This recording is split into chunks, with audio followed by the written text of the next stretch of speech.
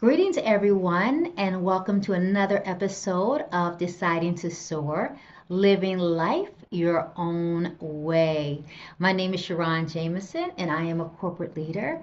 I'm a minister, a mom, a speaker, a healer, and I'm committed to helping people be who they were born to be so that they never settle for what society has taught or told them to be.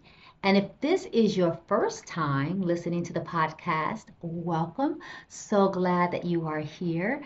We are committed to having unscripted, unedited conversations where I share what I'm learning in my own life as well as what I'm learning from working with other entrepreneurs, leaders, and healers and brave souls just like you. And I look forward to sharing what I am learning as we all embark on being the highest and the most healed versions of ourselves. And today I'm excited about continuing a conversation that I started last week about the power of witnessing. And last week I talked about the power of witnessing in the workplace. And I talked about when people feel seen and heard and celebrated, that's when they thrive. That's when they give their best. That's when they realize their full potential. And today, as we enter into Black History Month, I want to pause and name something that feels deeply important to me now and talk about the healing power of witnessing Black women. Because Black women are often talked about, we are often relied upon, and even though there's so many things that we do for our families, for our organizations, for our jobs in the world, we often are not witnessed. And I think it's important right now when we think about some of the challenges and changes that are impacting Black women. For example, career disruptions, job changes, the financial instability, feeling overwhelmed with caregiving responsibilities, etc. I think it's important that we pause, especially during Black History Month, and name the ways we need to witness the lives, the realities, and the contributions of Black women. And so today I want to talk about 5 important ways to witness Black women. And I am keeping my notes by my side because it's so important when we talk about witnessing.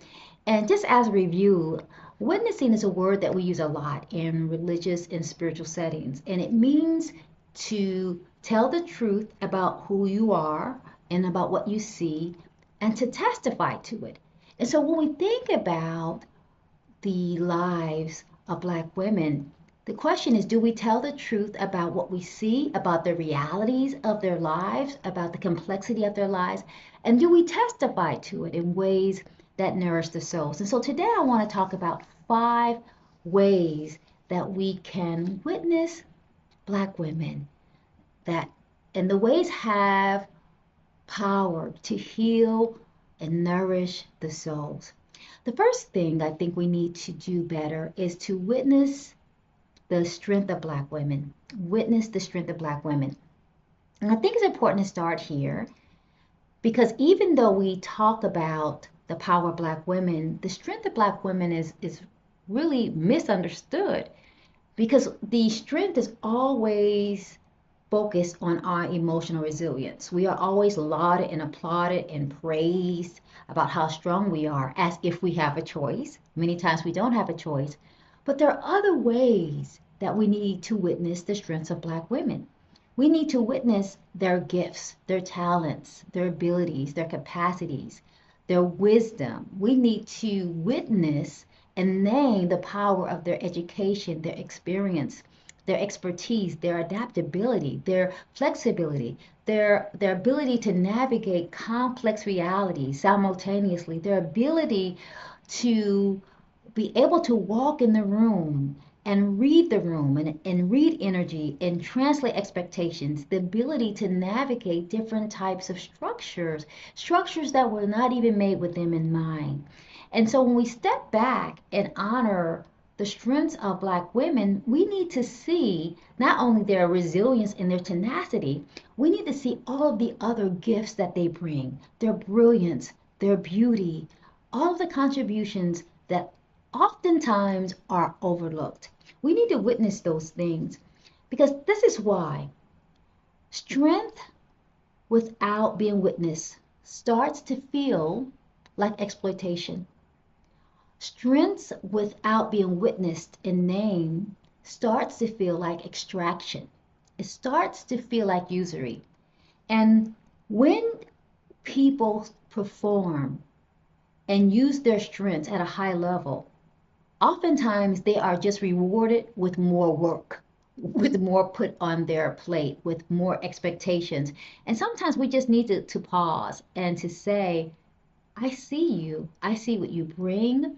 I see your contributions. I see how you are changing and shifting the atmosphere because people don't just want to be relied on. People don't want to be expected to produce with little resources. People don't want to feel like they have to give more labor even when they are receiving less love. People don't want to feel like they have to do more and be more without support, without being nourished, and without protection. So, as you are engaging with Black women, ask yourself, how can you witness their gifts, their abilities?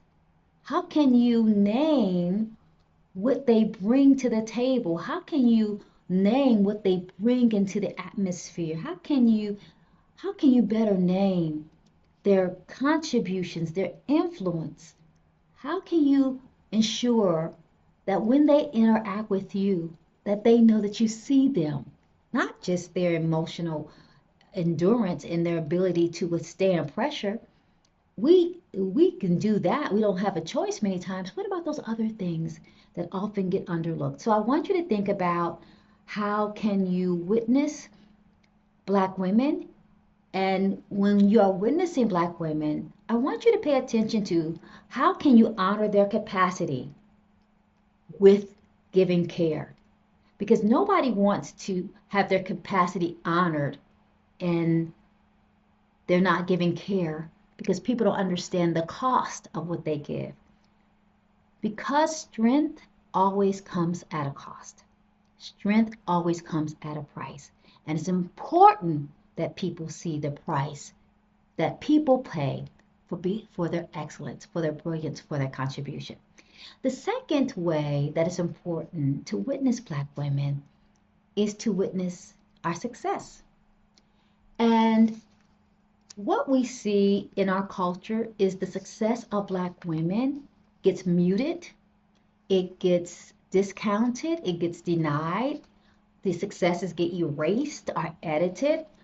Um, and when people ignore the success or discount the success of Black women, it has a way of puncturing our souls.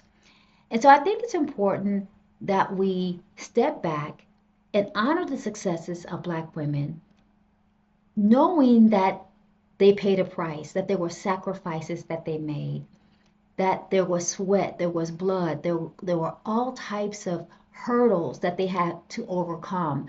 And the hurdles that they had to overcome are hurdles that many times only other Black women are subjected to. And so we need to sit back and honor that these women were successful, that they accomplished great feats, that they overcame the odds. And in witnessing them, we do a couple of things. One, we compensate them fairly, we pay them fairly. We don't ask for discounts, we don't ask for free labor, we don't ask for any of the ways that require them to shrink. So I want you to think about how can you honor and celebrate the successes of Black women, and how can you honor the successes of Black women so that they don't feel exposed to gossip, to limit their exposure to saboteurs, to limit their exposure to people who want to do them harm because people are threatened by their achievements and their accomplishments. So I want you to think about how can we celebrate and honor and witness, testify to the success of Black women so that they feel safe, they feel seen, they feel honored, they feel celebrated, they feel affirmed and acknowledged about all of the barriers that they had to overcome to accomplish, to achieve, to arrive, to pursue their purpose and their calling in ways that not only benefit them, but also contribute significantly to the world. So, how can we witness the success of Black women? The third way I think we need to witness women so that they feel the healing power of witnessing, and that is to witness their struggles. Now, that's hard because many of the struggles that Black women experience go unseen, unnamed, unnoticed, because our competence tends to hide our pain. And something that I always tell people is just because we can carry the load doesn't mean that we should carry the load. And just because we can carry the load doesn't mean that the load is not heavy, that it doesn't feel like an albatross around our neck. And so I think we have to honor the struggles of Black women. And there are many struggles. For example, in the workplace, Black women deal with workplace inequity, workplace discrimination, glass ceilings, glass cliffs, sabotage, dealing with people who feel threatened by their brilliance and by their excellence. They deal with caregiving responsibilities, financial pressures, because many times Black women may be not only the breadwinners of their families, but they are the financial engines of their extended families and the financial engines of their communities and their organizations. And many times the Black women are considered as the reliable one, the fixer, the anchor of the family, and those are heavy. And so I think it's really important when we realize that when we don't witness the struggles and name the struggles of Black women, it contributes to emotional burnout. It contributes to bitterness. It can contributes to resentment and sometimes rage. Because when we are working all the time, overtime, when we are carrying the load at our jobs, in our communities, at our homes, and nobody witnesses the load that we carry, it makes you feel abandoned and it makes you feel ignored and it makes you feel all alone. And so I want us to remember that we can witness a woman's struggle just by saying, I see what you're carrying, and I won't pretend that it's easy. I see what you're doing, and I want you to know I know that it's hard. And even if we cannot lend a hand, even if we cannot help, just by naming and saying that we see the heaviness of their weight, we see the challenges of their circumstance, and that we know it's not easy to be who they are and to carry what they carry, has a way of affirming someone and nourishing them and supporting them. So I think we need to look at how can we give voice and witness somebody else's struggle so that they feel nurtured even in the midst of their crises. The fourth way I think it's important that we nurture Black women is to witness their sadness. And honestly, this one is a touchy topic for me because I feel that the sadness of Black women often gets overlooked because people think that Black people and Black women, we can withstand a lot of personal pain and physical pain and emotional pain. And so sometimes we are in pain, but there's no place for us to lay our burdens down. And sadness is something we have to really witness because there is a special type of sadness that comes from carrying too much for too long. There is a special type of sadness that comes from working really hard and never getting promoted. There's a special type of sadness from volunteering all the time and people never saying thank you. There's a special type of sadness that comes when you are needed but you're never nurtured. There is a special type of sadness that comes from feeling that you always have to be vigilant, even when you are in the valley.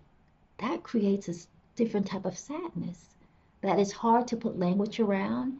And sadness, many times, that is even hard to be with. But I want to name and say that sadness is not weakness. Just want to be clear about that.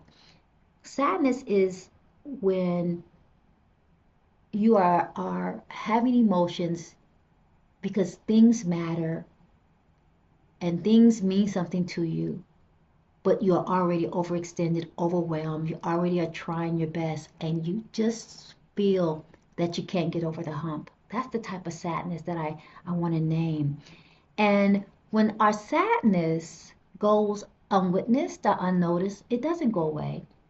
That sadness takes root in our bodies, and that sadness shows up in high blood pressure and strokes and diabetes and fibroids and depression and anxiety and all different types of other physical ailments and emotional disorders. And so I think it's important for us to witness the sadness of Black women without making them feel ashamed that they feel sad, without making them feel like they are weak or less spiritual because they are dealing with sadness. Because if we don't acknowledge and witness their sadness and create spaces where people can be sad and honest about their feelings without judging them, they will keep that sadness inside, and it would affect their bodies, their minds, their souls. It would disrupt their wholeness, their wellness, their health, and their wealth. And so it's really important for us to say, I see you. I know it's hard being you, and I am going to be here for you. Really, really, really important to witness the sadness of Black women. And the fifth way I think it's important to witness Black women is to witness our shifts. This is a hard one. And it's a hard one because when Black women shift, it causes everything around us to shift. When our shifts happen, for example, when we heal our trauma and heal our wounds and heal our own intestinal and internalized issues, when we set boundaries and we will leave relationships and leave toxic jobs and leave toxic organizations, when we say no more harm to people, to places, to jobs, when we start to refuse access to us because people are not treating us well, are treating us right, are treating us with integrity. And when we start to choose ourselves differently, a lot of people don't like that. And one of the ways that we witness the shifts of Black women is when we make space for them to shift, to make those changes, and we honor their growth without resenting them. It's when we honor their new boundaries without punishing them. When we stop trying to demand an older version of them, because what we really are asking for is that we prefer an older version of them because that older version benefited us. And when Black women start to make healthy shifts, we make people uncomfortable. We make people uncomfortable, especially those people who benefited from our silence, who benefited from our hustling, who benefited from our overfunctioning and our overgiving, people who benefited from our accessibility. When we make those shifts, those people resist and they retaliate. But when we honor those shifts, when we witness those shifts, we just give room for people to grow and to bloom and to develop. We give room for people to rest and to honor their gifts, their purpose, their calling. And so I want you to think about this week, how can you use the healing power of witnessing and to witness the strengths and the successes and the struggles and the shifts and the sadness of Black women in ways that heal their souls. And when I talk about this type of witnessing, I just want to be clear, you cannot do this type of witnessing in isolation. This type of witnessing requires a healthy community with emphasis on healthy, and also requires the support and intimacy and the trust of close friends. Because when we are witnessed, it helps us and reminds us that who we are cannot be minimized by systems.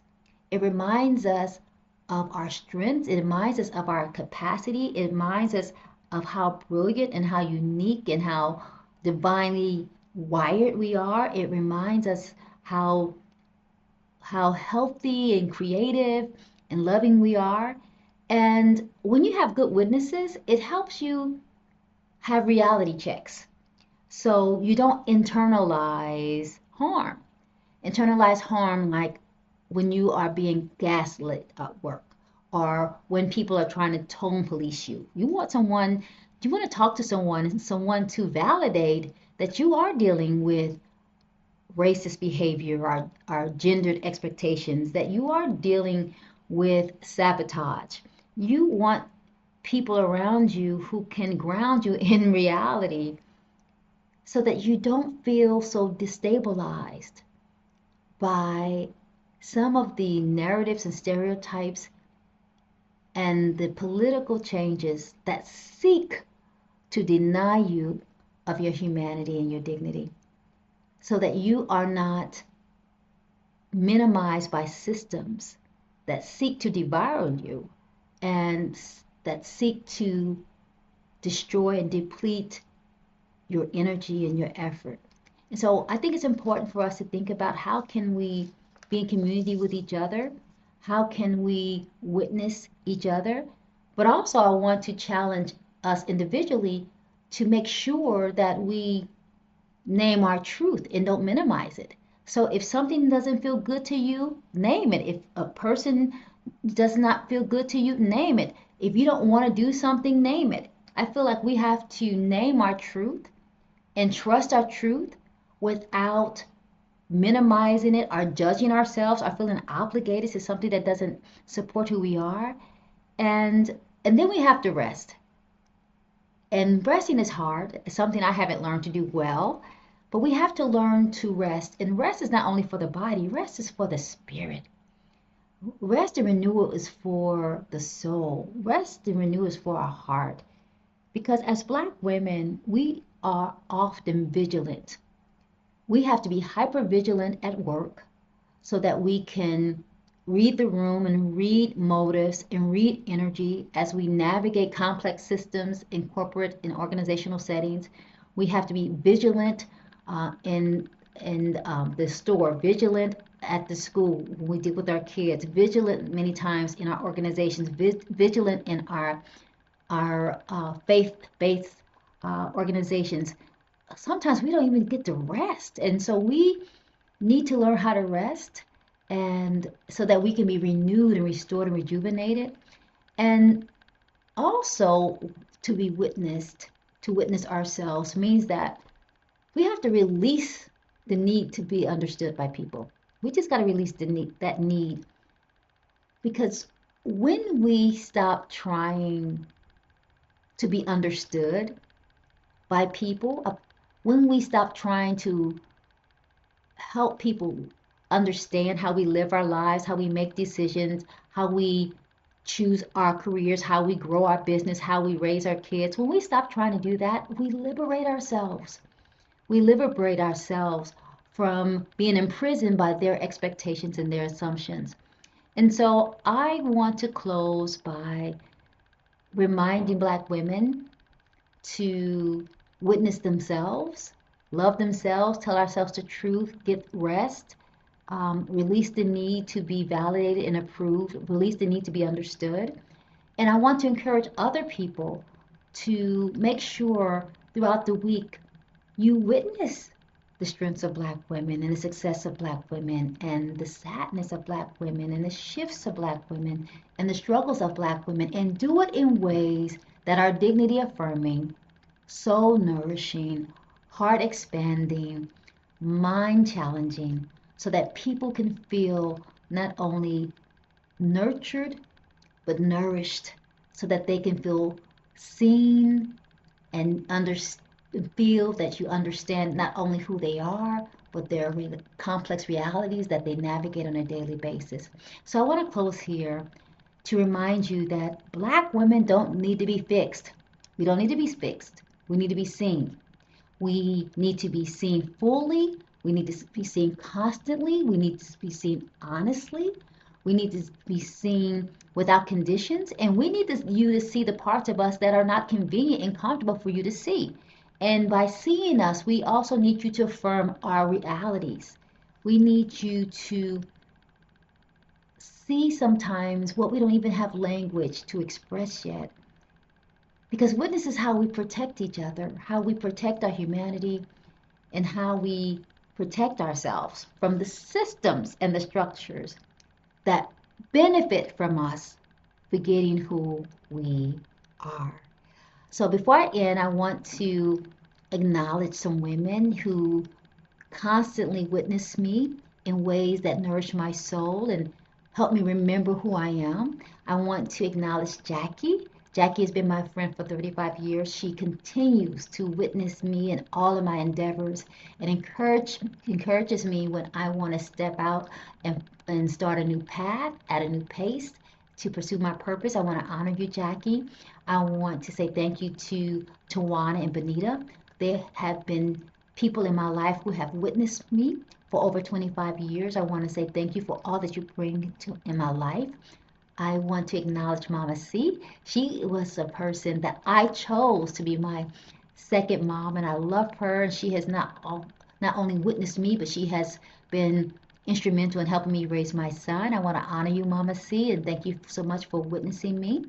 I want to acknowledge two people who are relatively new to my life, but have witnessed me, especially these last 18 months as I have been healing from a long-term sickness, and that is Zawadi and Keese. I want to say thank you both for witnessing me when I felt physically and emotionally vulnerable. So I want to honor all the women and say thank you for seeing me, for knowing me, for never making me feel ashamed, for never making me feel like I was less than, and reminded me that I was always brilliant and beautiful and had that opportunity to be all that God had created me to be, and that I never had to be what society has taught and told me to be. I love all of you. So I want to leave you with this prayer that I wrote as we close this podcast. And it says, may Black women be seen in their strength and feel supported in their weakness. May their success be named and protected and celebrated.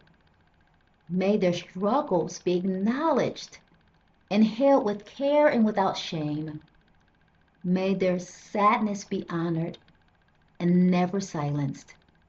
And may their shifts be celebrated as signs of growth and healing and not threats. And may we witness each other until we all are whole. And may that witnessing become a source of rest, of clarity, of freedom, and joy. So thank you so much for listening to the podcast. Please share the podcast with Black women, but really with anyone, because we all need to be witnessed.